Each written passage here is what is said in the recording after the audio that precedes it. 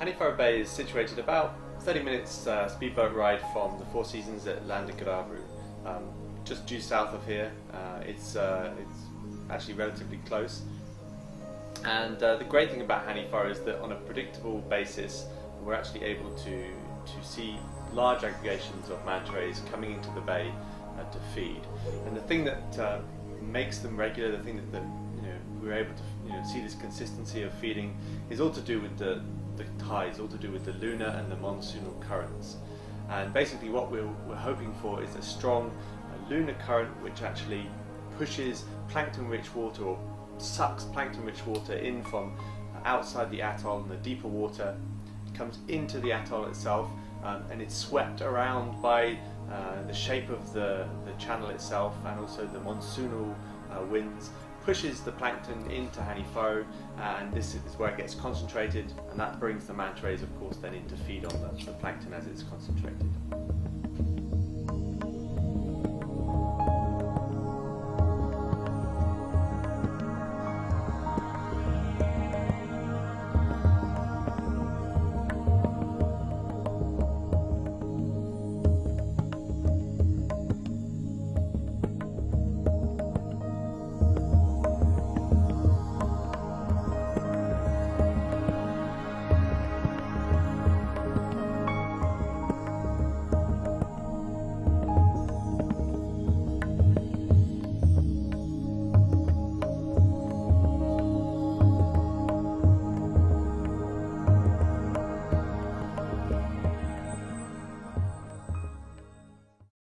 So throughout the manta season, which is basically all of the southwest monsoon in the Maldives, which is running from around the middle of May through to about the middle of November, I go out with my research team most days, and what we're looking for is to try and predict what the manta rays are going to do. So based on the tidal calendar and what we've seen the day before and the last few days, we'll try and decide what time to go out to get in the water and spend as much time over the period when the animals are feeding as possible.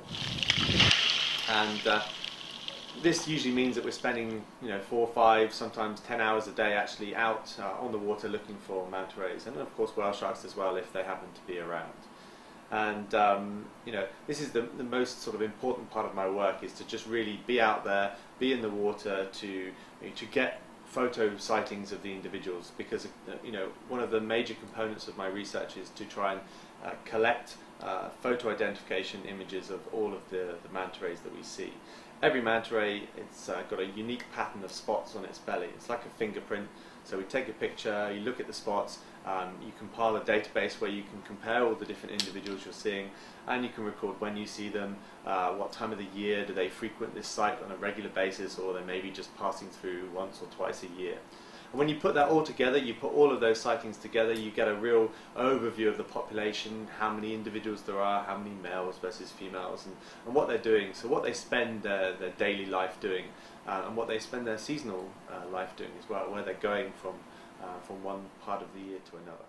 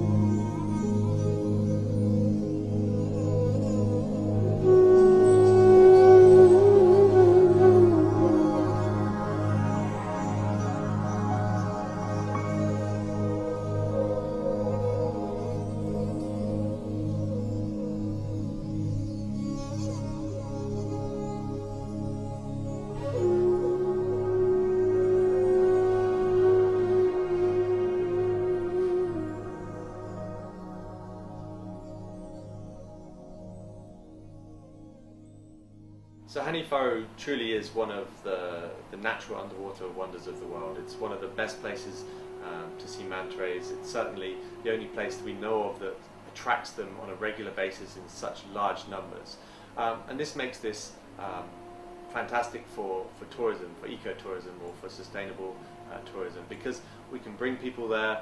We know that on a predictable basis we're going to see large numbers of these animals, and we need to manage that and make sure that it's done in a way that benefits not just tourism but also the animals as well, or at least doesn't negatively impact the animals. And if we do this, it really is a place which hopefully for many, many years to come will continue to be one of the best places in the world to interact and to see these spectacular animals. And if you've never been in the water with 150 manta rays and a couple of whale sharks, I highly recommend it. It's definitely one of the best things you can see on our planet, in our oceans, and it certainly will leave you as one of the highlights of your diving career, or one of the best things you could ever see.